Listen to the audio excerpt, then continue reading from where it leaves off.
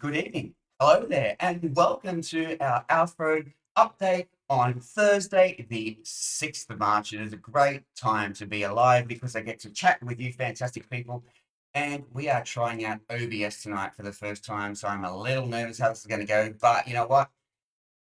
In with a penny, in with a pound, they say, and it's the best time to do it. Great to have you all on board. Thank you so much. And I'm looking forward to seeing how this little swish program goes. But you know what? Let's get into it because we have heaps to discuss tonight. And hopefully by tomorrow night, well, if Alfred ever makes his mind up, I'm also going to have the ability to put chat live on as well. So I actually finally get to see the comments live instead of me having to try and deal with it and dive in there and find it, which is going to be great, which means it's more time to interact with you fantastic people. Um, but you know what? Enough blubbering. Let's get modeling. Maybe not that one. Anyway, let's go. All right, so we are at day 4 now, or 3, or is it 4 of Albert, of Alfred. I keep calling him Albert. I don't know, maybe he's fat Albert, but he's not looking very fat. But anyway, let's get on with it. Enough yabbering. Let's go. Oh, I love this new little frequency. Don't forget to join our social zone. What I've got here, it's a beautiful time to remind myself of the slide because I always forget. But see Facebook, you know where I am. Instagram, we've got Sydney with the Nerds. TikToky with all the young hen hippie hoppies. Sydney with the Nerds as well. Surprise, surprise. On X now at Sid Wex Nerds. Join us there for conversation. Come and join me and the 5 followers I've got. Thank you, Monica. And thank you, Mr. Sharp. And also YouTube, we're putting the videos up now live, or the videos after everything. And I'm gradually uploading all the past lives as well because Facebook and their wisdom decided they're going to delete them all on me. So the Facebook, Sydney Weather Nerds as well on the YouTube. But you know what? You're not here to hear me prattle on about social media. You're here to see some info about Albert. Yeah, I'm calling him Albert all the time. Alfred, Alfred, Alfred. Let's remember that. Okay, let's go. And please let me know in the comments too how the new lovely OBS is going. I'm told it's going to do a lot of good things about getting rid of latency, which means I get to see your comments in real time. Um, I'm hoping that's it. Let's go. Right, let's go, Mr. Oh, and I've already started already. Okay, so back. Okay, so JWC Cyclone Alfred latest update is currently about off the coast of Brisbane. Didn't even say it today. Normally they give you like a position off the coast. But anyway, a bit lazy old to JWC. So that he's still about 180 k's or something. If I look very soon off to the east of Brisbane, he's done a bit of another loop again today, and he's dry air still smashing him from the top. But that should get much better over the next pretty 12 or 18 hours as he heads into a lovely pool of warm, soupy seawater that's going to supercharge him. And the continued shear that's been slapping around is also going to drop off, which should allow for some intensification, which the models have picked up. Although JWC is not overly convinced about that intensification, but I guess we'll see. They're looking at the satellite, I mean, wave height 27 feet, which actually is a problem when it comes to storm surge. That is ginormous. And he's very slow moving too, which is also a bit of a problem because he's um, going to allow him a bit more chance to intensify, and depending on where he does end up, because the model's in a bit of a loopy loop again. But anyway, his low level convection center, which is circulation center, which is the heart of him and where all the activity sort of generates from, has again been slapped around by a bit of dry air and also a shear. Deep convection displaced to the south. But that should again start to pull back towards the low level circulation center as that dry air does back. Oh, here we go. The mouse suspect. That strong bit of wind shear 30 knots is actually still smacking around and coming from the northeast this time when before it was coming from the north or the northwest. So you can see that's the influence of that ridge to the south moving up, and that's what's been like sort of pushing Alfred towards the coast and towards whatever he's going to do next. Who knows? Um, still blowing a gale though. He's 50 knots, peaking at like gusting to 130 k's an hour, which is still pretty good. That's a solid category 2. His steering environment is still weak between the ridge over Australia and a near equatorial ridge. But the ridge over Australia, what am struggling to speak tonight. It's because I'm excited to speak to you guys. The ridge over Australia is going to take over, and that's what's going to eventually drive them over land. It's going to be a bit of a tussle over the next 24 hours or so, which is why coastal crossing is again being sort of shoved back.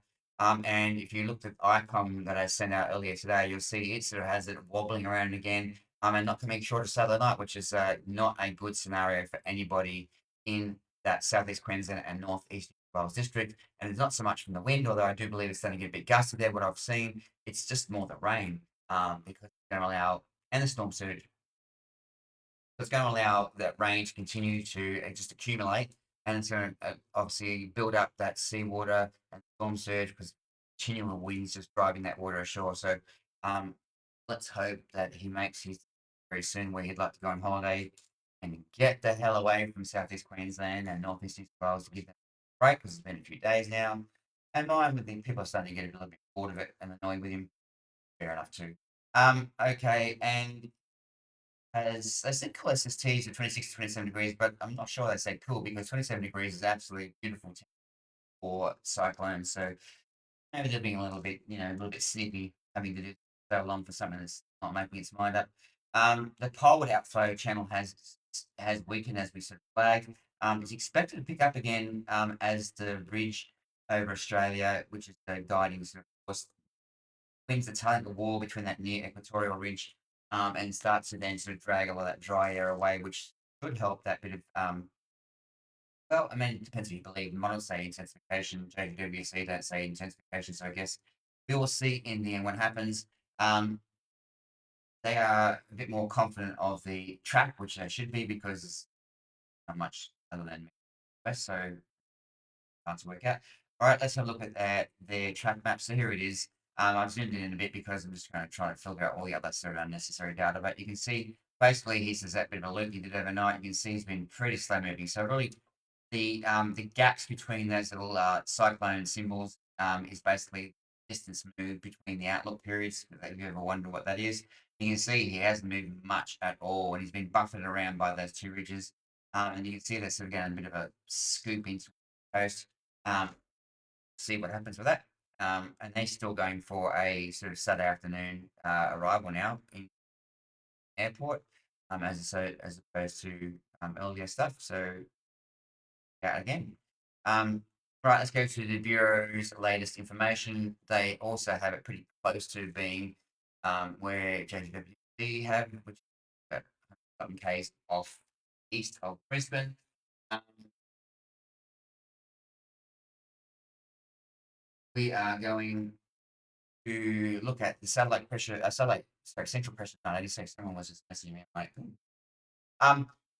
central pressure of 980, which is still obviously he still maintained his integrity that way, his strength that way. He's still sucking up plenty from the surface.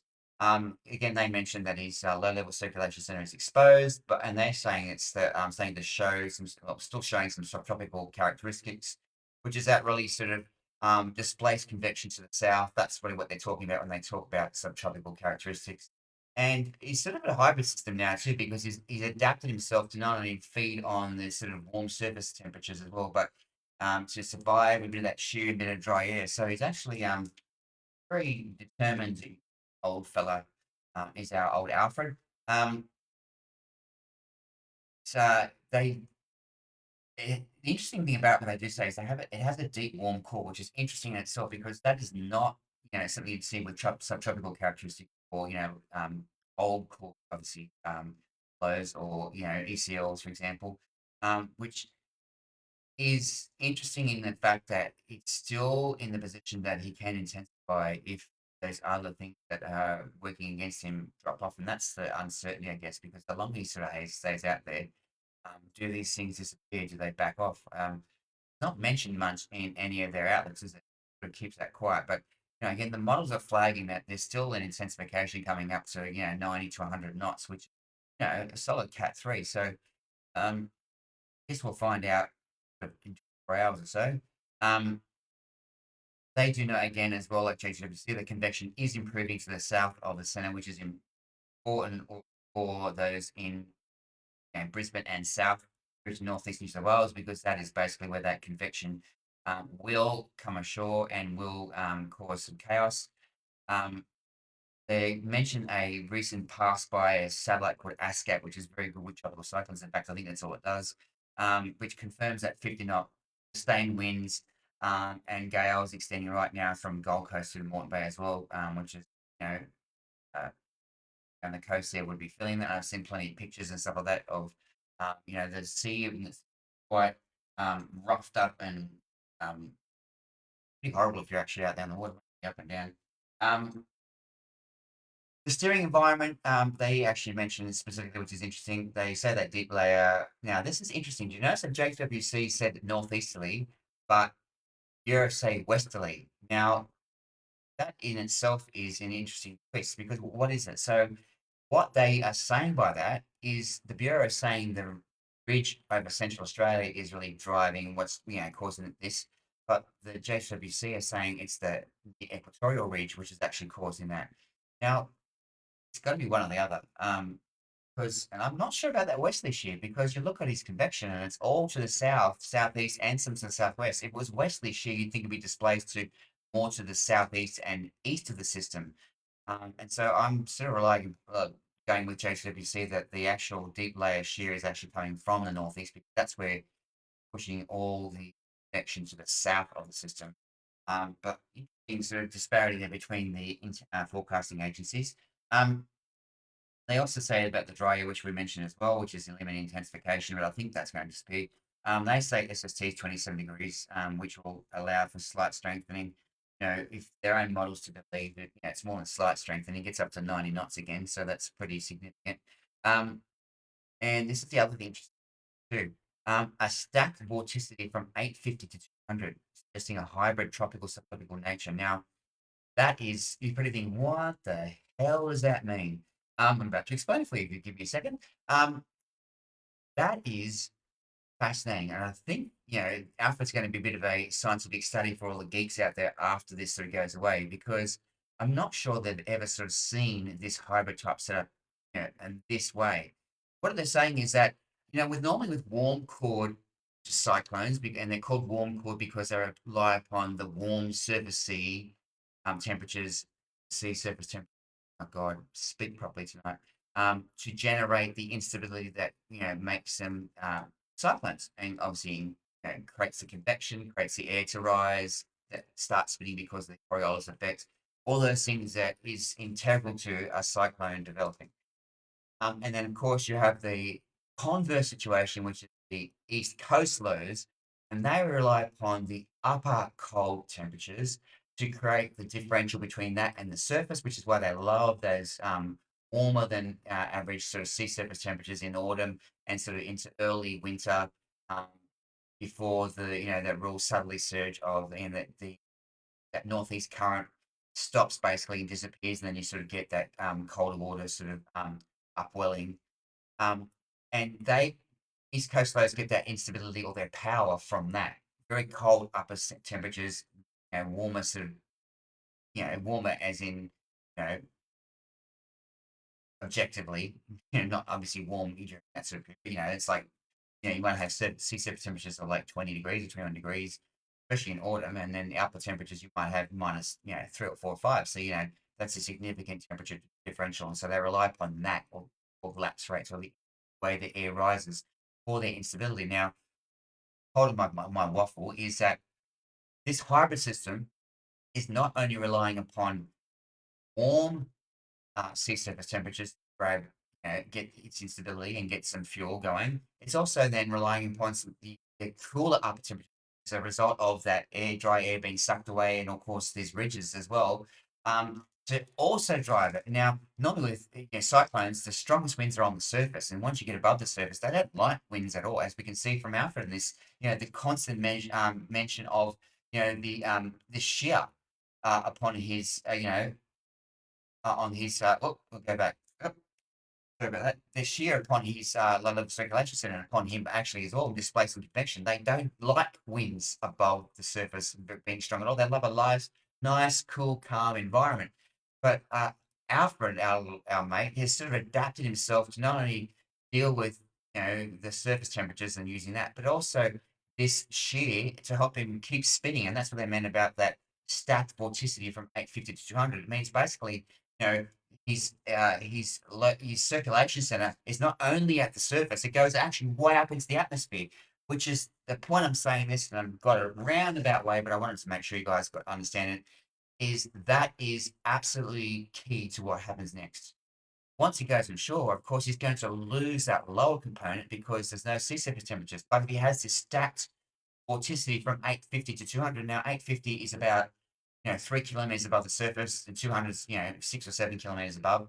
Um, that's not worried by what's going on below it. It don't give two tosses. It's going to still continue to spin around, which is then going to bring in phase two of Alfred, where he goes next and what impact he has next. Because if he has that stacked vorticity and it remains intact and it remains quite aggressive, he gets down into the mid latitudes around us. It's going to actually help him then you know, transition into an East Coast load quite easily, which is one of the models was flagging yesterday, because it doesn't care what's going on the surface. And then he gets back over the sea, that temperature differential is still there, and it's good because he's still spinning around in these in mid levels.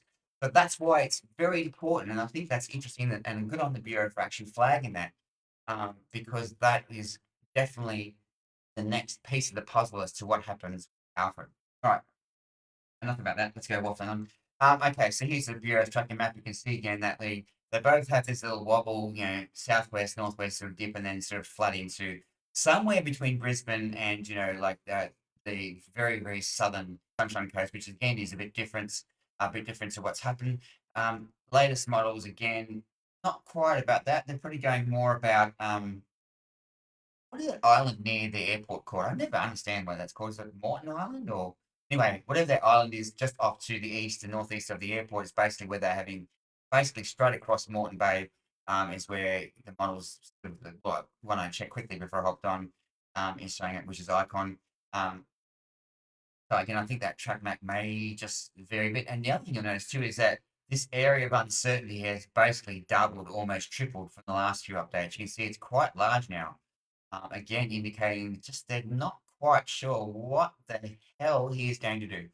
And this, with this red shading is it's just also showing that displacement from that shear that we're talking about. You can see it's all on the southern side of the system.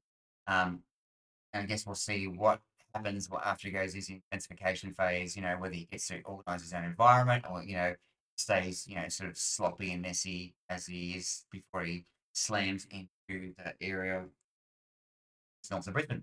All right. All right, rainfall. I'm not going to get too much here because it's basically still the same. There's still massive falls expected, and the fact could be exacerbated now if the Alfred does this little wobble and this sort of meander just off the coast for an extra 12 or so hours, or even up to 24 hours. And some of the models are sort of flagging. That will obviously add to those woes with rainfall because um, it will obviously maintain intensity, maybe increase intensity, which means that there's chance for storms to develop, around his low level circulation center. And wherever there's storms with cyclones, the chance for a lot heavier rainfall, flash flooding, and really life-threatening flash flooding as well is obviously extremely high. So still that potential. Same rivers got problems with it. So all of southeast Queensland basically, and of course most of North right down to mid North Coast. I guess the Manning and Gloucester rivers will be definitely very much dependent upon what Alfred does do. They're not seeing a lot of stuff pouring into them yet at the moment. I've been on radar, whereas the northern rivers definitely have already overnight. I saw that some of the accumulated rainfalls are already well over 100 mils, especially along that sort of the ridge that's where the Great Dividing Range juts out towards the east, basically inland from Tweed Head and that sort of stuff. And I'm not sure being where Mount Morning and stuff is. I'm not sure exactly what that sort of range is called, but that southern sort of exposed escarpment has been copying it. That does all flow down into that sort of northeastern New South Wales catchment, through the Tweed and that stuff as well. So that's a bit of a concern. And gusts are going to be the same. I'm not going to spend too much of that. It's going to be still whatever he comes ashore as, at this stage, 140 Ks now potentially. And if he comes, gets a bit stronger, that Cat 3, then you're looking at 170, 180 Ks, maybe 200 Ks now, just depending where it gets.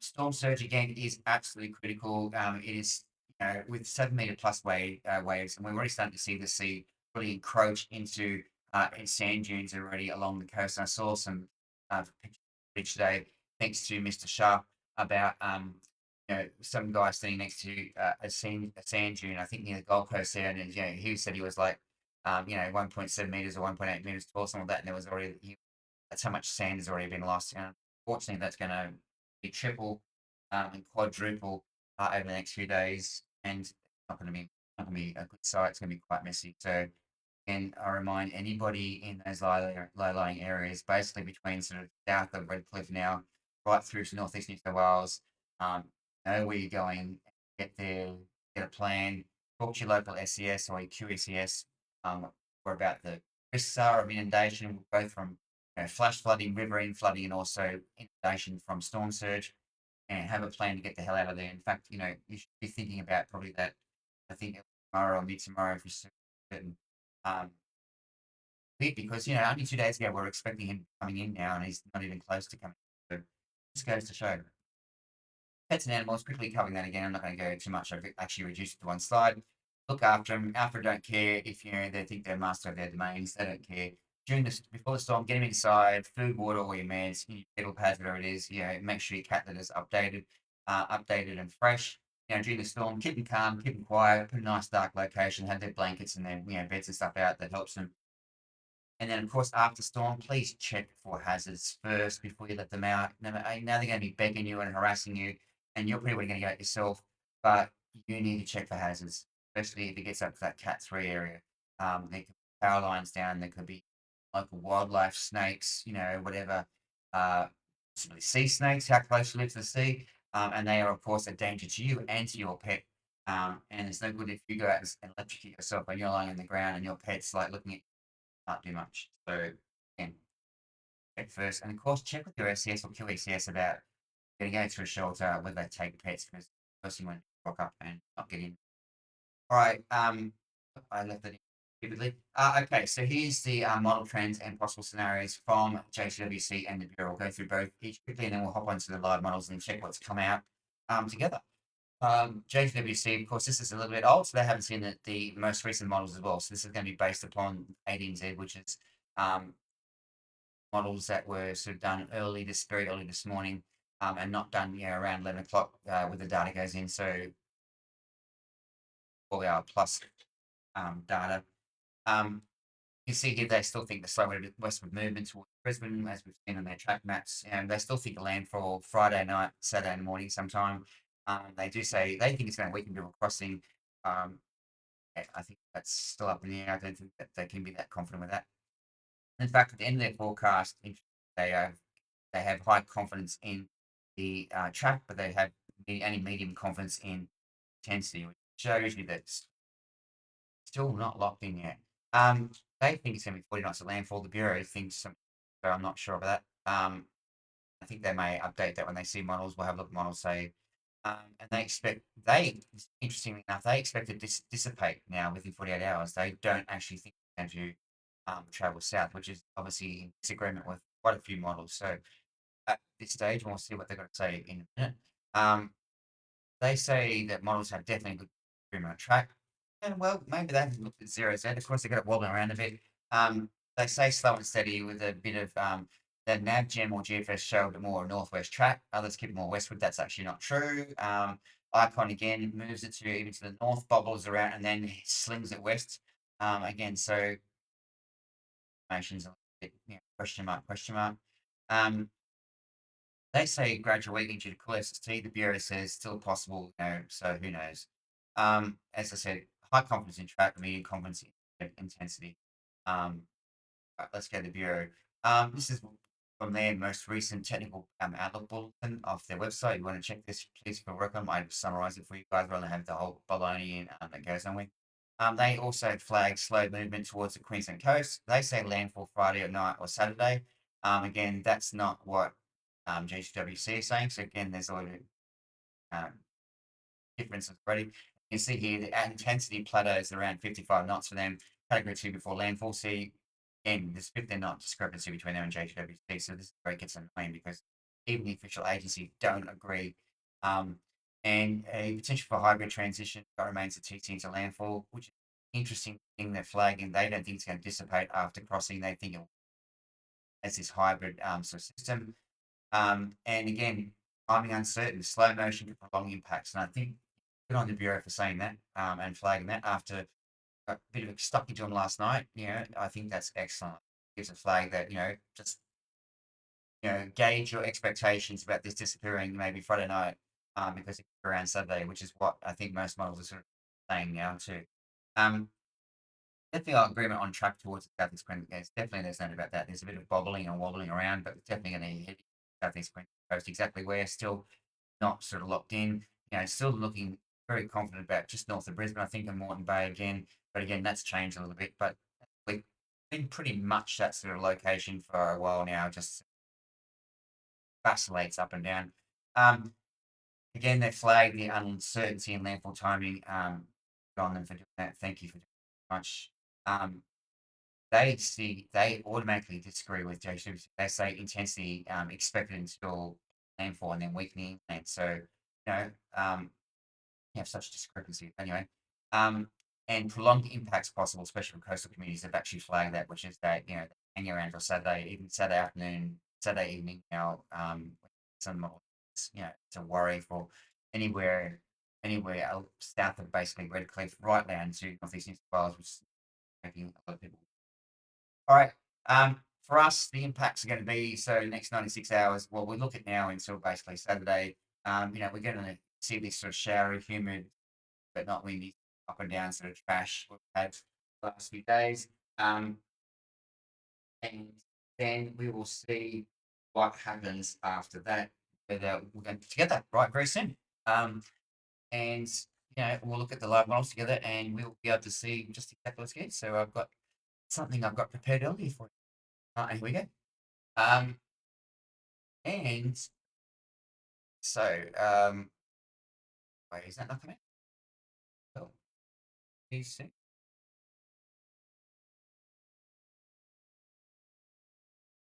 Okay, that's going to do that. Well, fine. Um, okay, go away. Oh, go away. So, go away. I'll get rid of Sorry about that. What happened there? Just want to go away. It was just too excited to be around you guys a bit longer. Okay, so here is let's go. So we'll look at Thursday night now. We'll just check that we've got the latest. So we've got Access here. So let's see what version of Access we've got before we actually play into it. So we have got 0Z, which is great. So it's updated 1 hour and 34 minutes ago. Excellent. And we will get away and then I'll quickly look at some comments as well. And so all right, let's go. Drag, come on. Poor old Windy's getting smashed at the moment, I reckon. So laggy. All right, so this is where basically Access has it now, which is basically what we're saying, 984 pressure, which is 4 hectopascals, um, higher than what the Bureau is estimated, which is can basically add a few knots onto that speed. Let's have a look. So this is still sort of wobbling around. You can see again that period of stronger winds starting to develop, 77 to 80 knots again on the eastern and southeastern side because that's pushing against that steering environment. And you can see the pressure down to 981, which is that intensification that the Bureau flag. And then we have this bit of a wobble here. You can see it gets so close down to the southeast, and you think, oh my God, it's going to come ashore. And it's still maintaining its, 77 to 80 knots. I'll just move that away so you guys can see the animation itself. Um, and then it sort of fills everybody so, Friday mornings we come ashore and then it just bounces around off the coast. Actually, windy. So, yeah, beautiful. Did it first time without having to go back forward. And you can see what I'm talking about here, 981. So, it's 4 hectopascals according to Windy, higher now than when the Bureau had it. So if it's 981 there now, check that's 977. That's pretty solid. Not that you measure air pressure to categories because it's not necessarily linked, but 977 is getting into that sort of cat three, but then look at the winds, still only sort of 70 knots and that sort of stuff, which is playing cat two, so I'm not sure. And you can see just it just wobbles around here. and you see that it starts to get that little bit impacting from land. And then, of course, into Friday, it starts to then plow into, I think it's at Morton Island, I'm pretty sure it is, right near the airport. The eye's going to go right basically across the airport. And you can see as it goes across, the lower part of it will start to unwind, which is not unusual because it's friction of land.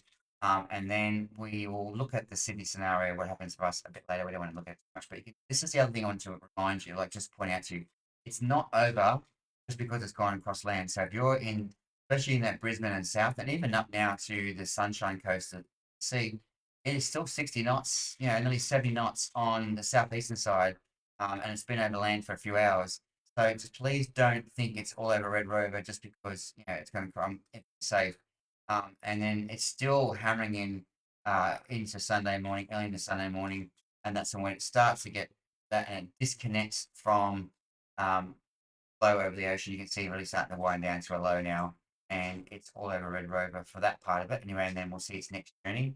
All right, we'll go and check EC out now and see what it's got to say for itself. Just make sure we've got most recent. Brush that now. Sorry if it's laggy a bit. Yeah, beautiful. We have most up to date EC as well. Quickly, again, I mean, it's not 991. We know that already. So EC is way off track already. Way, way, way off track. So that gives us a big question mark about what's coming next with EC because it's just 10 hectopascals way off track. That's a worry. What's saying it's very laggy time here. So that's pretty. It's, probably because what? Um, oh, we'll just close this down. Try and get us. Yeah, okay, we'll close this tab. Get rid of it for you. I'm just going to try and close this tab in the background here. Um, that's what I'm saying here. Like I can most probably hopefully